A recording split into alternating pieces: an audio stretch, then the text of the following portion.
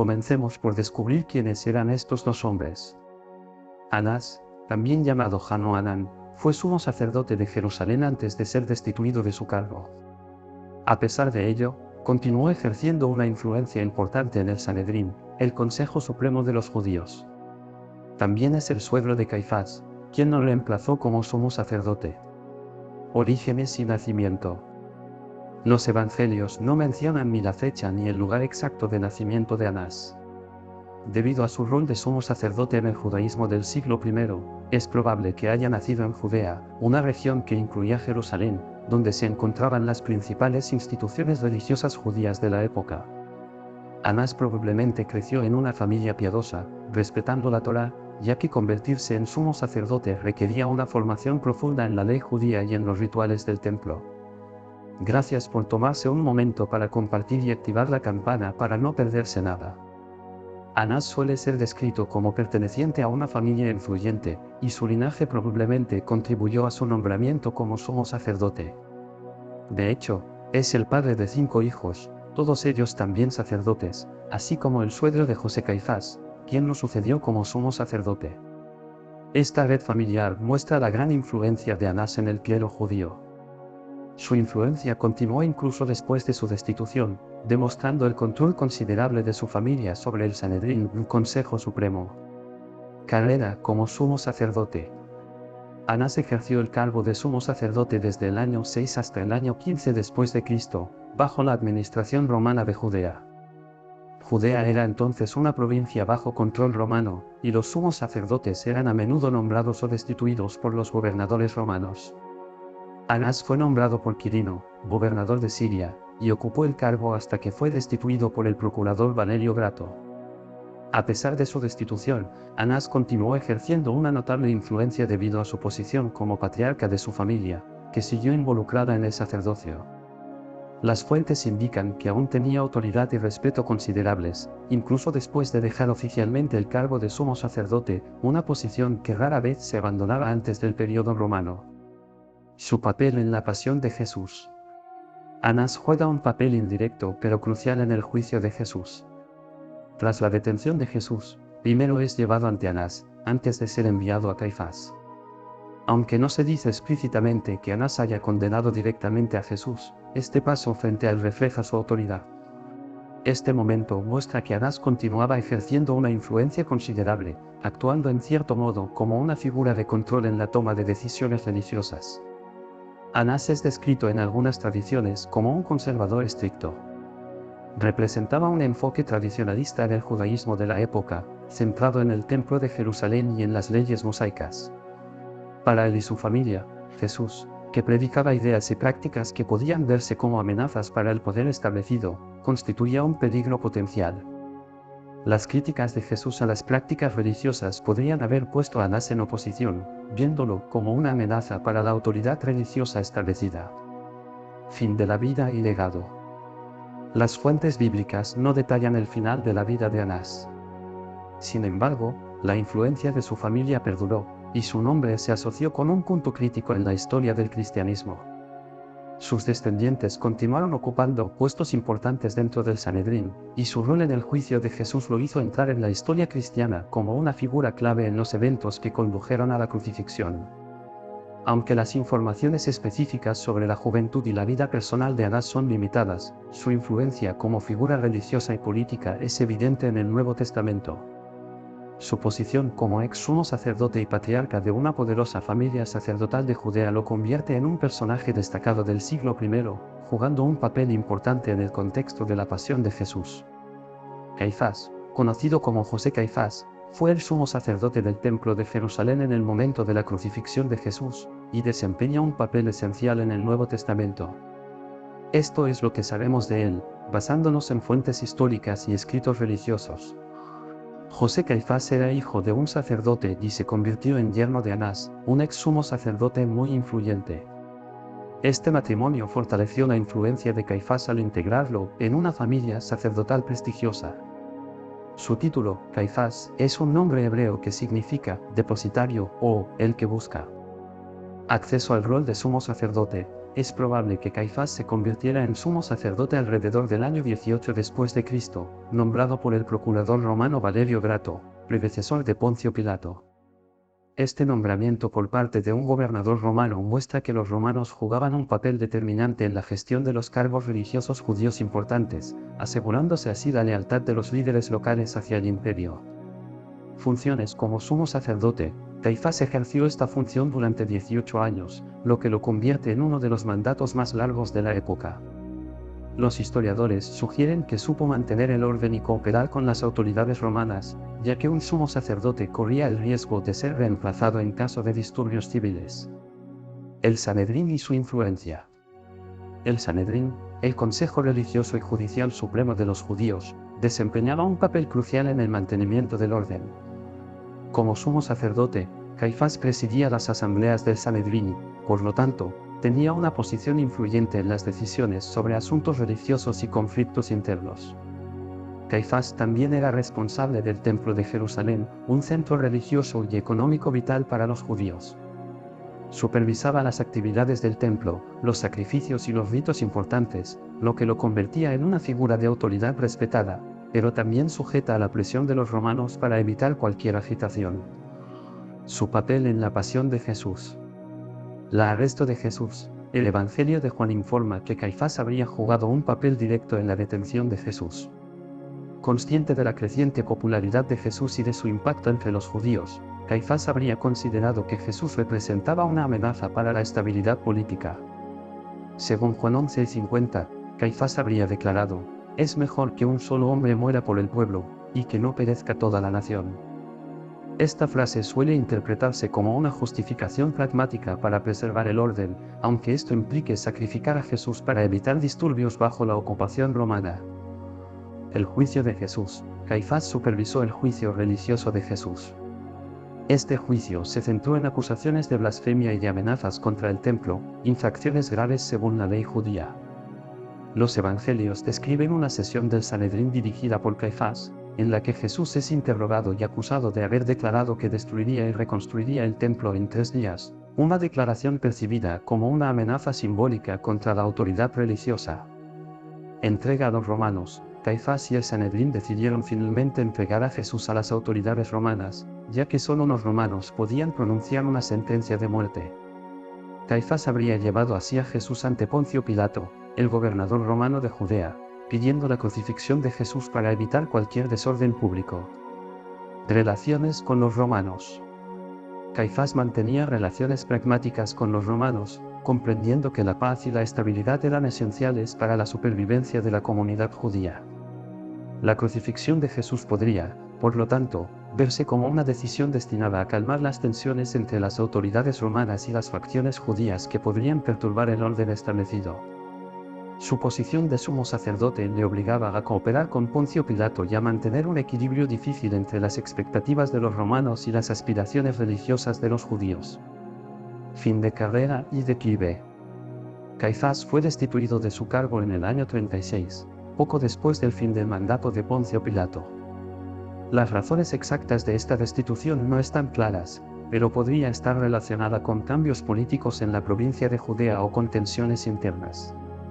Después de su destitución, las huellas de Caifás en las fuentes históricas se vuelven escasas. No se sabe cómo pasó el final de su vida, pero es probable que haya vivido con relativa discreción tras su pérdida de influencia. Descubrimiento arqueológico: la tumba de Caifás. En 1990, se descubrió un osario y cofre funerario, con la inscripción Joseph Bar Callafa, José, hijo de Caifás, en Jerusalén, y los arqueólogos creen que podría estar relacionado con Caifás. Este osario de piedra, cuidadosamente decorado, atestigua el estatus y la importancia de la persona enterrada en él. Aunque la identidad exacta es difícil de confirmar al 100%, este descubrimiento proporciona valiosas pistas sobre los ritos funerarios y el estatus de la familia de Caifás. Su legado y su importancia en el cristianismo. En el cristianismo, Caifás es a menudo considerado como un antagonista en el relato de la pasión. Su papel en la condena de Jesús lo presenta como una figura de la autoridad religiosa hostil a las nuevas ideas promovidas por Jesús. Sin embargo, desde un punto de vista histórico, También se podría ver a Caifás como un hombre de su época, enfrentado a decisiones complejas entre sus convicciones religiosas y las exigencias políticas de su tiempo. Caifás se ha convertido así en una figura esencial en la reflexión sobre la justicia y el poder, pero también en las cuestiones sobre la responsabilidad y el papel de las instituciones religiosas en decisiones de vida o muerte. En resumen, José Caifás es una figura destacada del siglo I, tanto poderosa como controvertida, cuyo papel en el juicio de Jesús ha marcado tanto la historia religiosa como la memoria cultural. La unión entre Anás y Caifás para condenar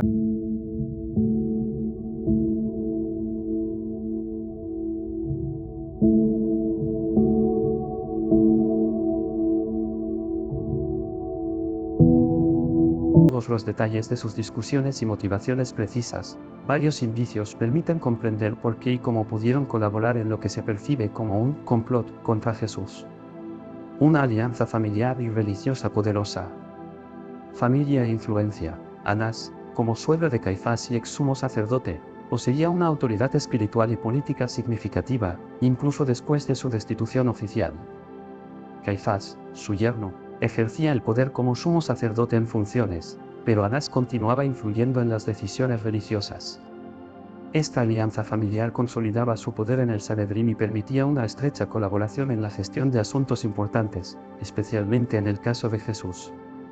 Poder y proximidad al Sanedrín, juntos, eran las figuras dominantes del Sanedrín, y su alianza reforzaba su capacidad para influir en el Consejo Supremo de los Judíos.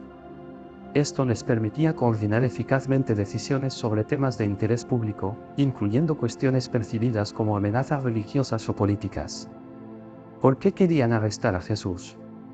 Jesús como amenaza espiritual y social. Jesús atraía a grandes multitudes y predicaba un mensaje a menudo crítico de las prácticas religiosas establecidas.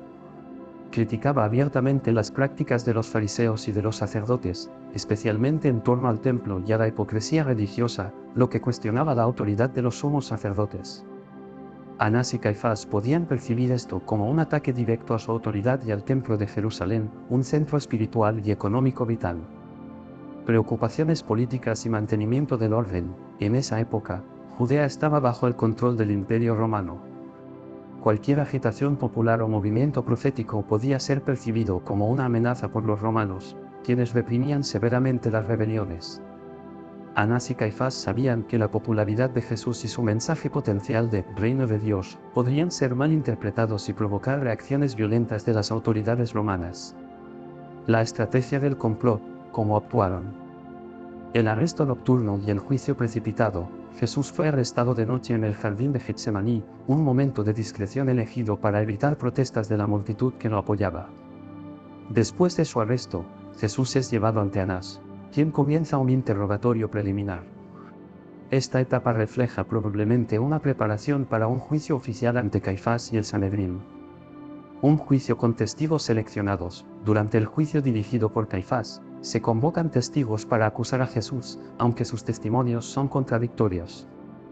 Los evangelios indican que los miembros del Sanedrín buscaban un motivo legítimo para justificar una condena.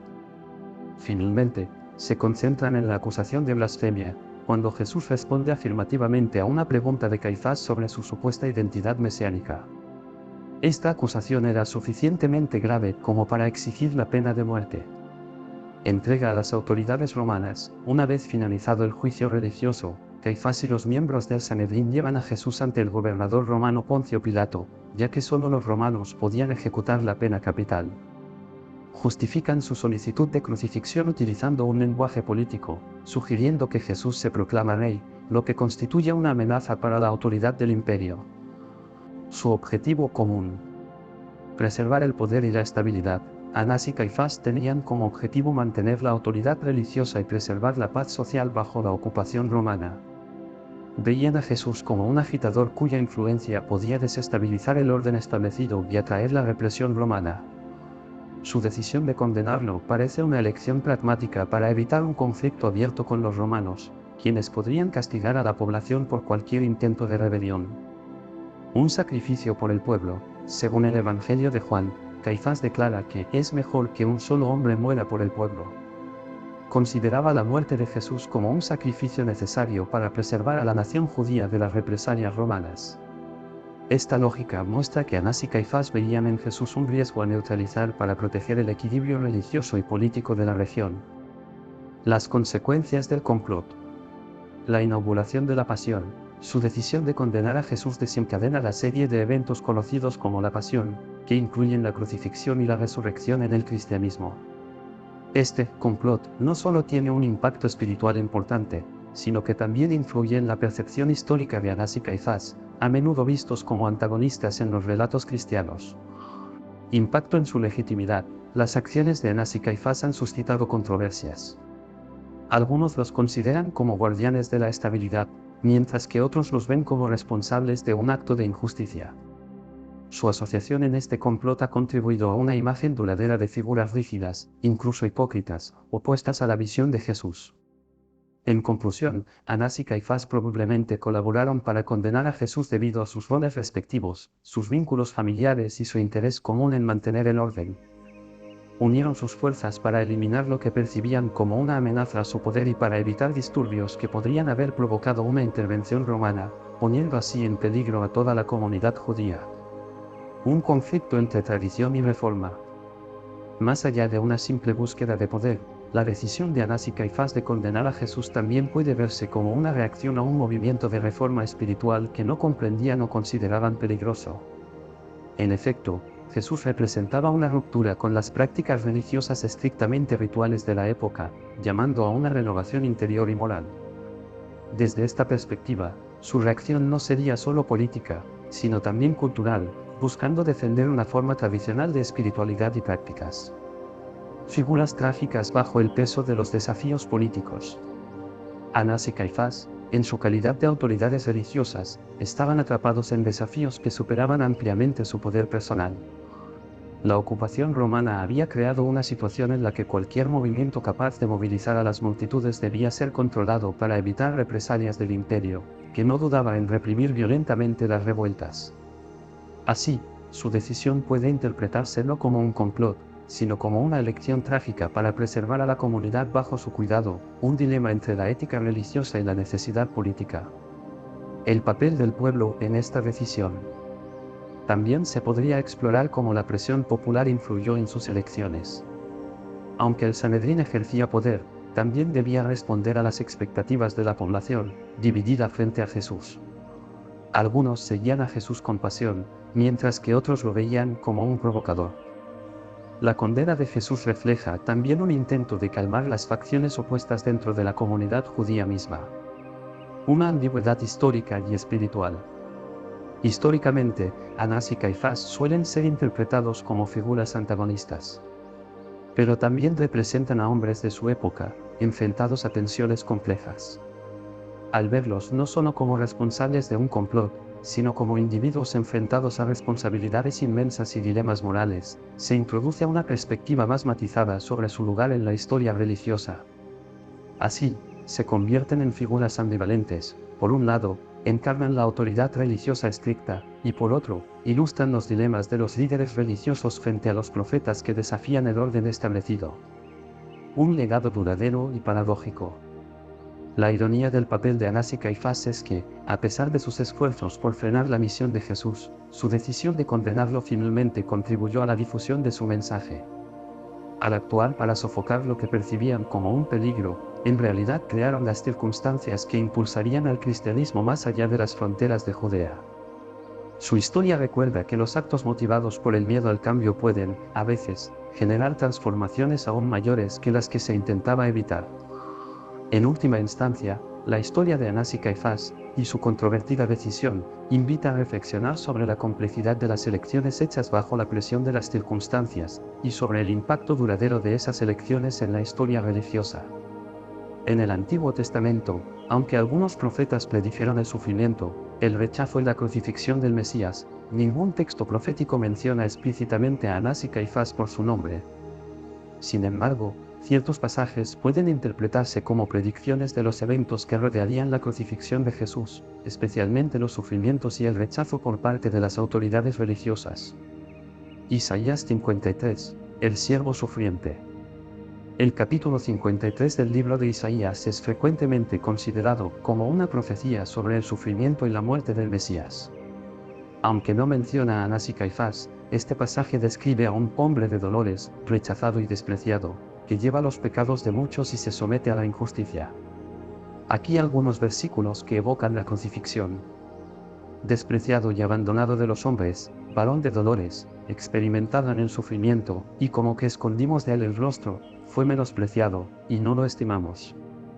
Isaías 53, 3. Angustiado él, y afligido, no abrió su boca, como cordero fue llevado al matadero. Isaías 53, 7. Aunque Isaías no menciona nombres, los sufrimientos y el rechazo del siervo por su propio pueblo pueden interpretarse como alusiones indirectas al papel de las autoridades religiosas, como Anás y Caifás, en la condena de Jesús. Salmo 2. El Mesías contra las naciones y los reyes. El Salmo 2 es frecuentemente interpretado en una perspectiva mesiánica. Describe a las naciones y a los líderes conspirando contra el ungido de Dios, el Mesías. Aunque esto se refiere principalmente a los reyes y las naciones, los primeros cristianos veían aquí una predicción de las alianzas entre las autoridades judías y romanas contra Jesús. ¿Por qué se amotinan las gentes, y los pueblos piensan cosas vanas? Los reyes de la tierra se levantan, y los príncipes consultan unidos contra el Señor y contra su ungido. Salmo 2, 1, 2. Este salmo a veces se interpreta como una anticipación de la alianza entre las autoridades religiosas judías, como Caifás, y los romanos, representados por Poncio Pilato, contra Jesús. Salmo 22, una profecía de la crucifixión. El Salmo 22 también es considerado por los cristianos como una profecía de la crucifixión. El mismo Jesús cita este salmo en la cruz: Dios mío, ¿por qué me has desamparado? Salmo 22, 1. Este salmo contiene elementos que evocan los sufrimientos del Mesías, aunque tampoco menciona a Anás o Caifás. Todos los que me ven se burlan de mí, hacen muecas y menean la cabeza. Salmo 22, 7. Reparten entre sí mis vestidos, y sobre mi ropa echan suertes. Salmo 10 y 18. El tono de este salmo y los detalles específicos sobre el sufrimiento y el desprecio pueden percibirse como una referencia al rechazo de Jesús por parte de los líderes religiosos. Daniel 9 y 26, la muerte del Mesías. El profeta Daniel, en una visión profética, habla de la llegada de un ungido, Mesías, que será eliminado. Después de las 62 semanas, un ungido será eliminado, y no tendrá sucesor. Daniel 9 y 26. Esta profecía se interpreta a menudo como una referencia a la muerte del Mesías. Aunque Daniel no proporciona detalles sobre las circunstancias de esta muerte ni sobre los responsables, algunos consideran este pasaje como una alusión a la crucifixión de Jesús bajo la autoridad de los líderes judíos y romanos. Los escritos de Zacarías, las 30 monedas de plata. El profeta Zacarías también menciona una suma de 30 piezas de plata, a menudo asociada con la traición de Judas, pero que se enmarca en el contexto de la oposición de los líderes del pueblo. Pesaron por mi salario 30 piezas de plata. Zacarías 11 y 12. Aunque esto se centra en el pago a Judas, algunos teólogos interpretan este pasaje como una profecía indirecta de la complicidad de los líderes religiosos en la detención y crucifixión de Jesús. En conclusión, aunque la Biblia no menciona a Anás y Caifás por su nombre en las profecías, varios pasajes del Antiguo Testamento, como Isaías 53, Salmo 2, Salmo 22 y Daniel 9, son interpretados como predicciones del rechazo y el sufrimiento del Mesías. Estos pasajes evocan a un Mesías sufriente, rechazado por su propio pueblo y confrontado con las autoridades, elementos que se encuentran en el relato de la pasión de Jesús, que involucra a Anás, Caifás y las autoridades romanas. Estas profecías se consideran a menudo como descripciones simbólicas o indirectas de la oposición de los líderes religiosos que, en su tiempo, desempeñaron un papel en la crucifixión de Jesús.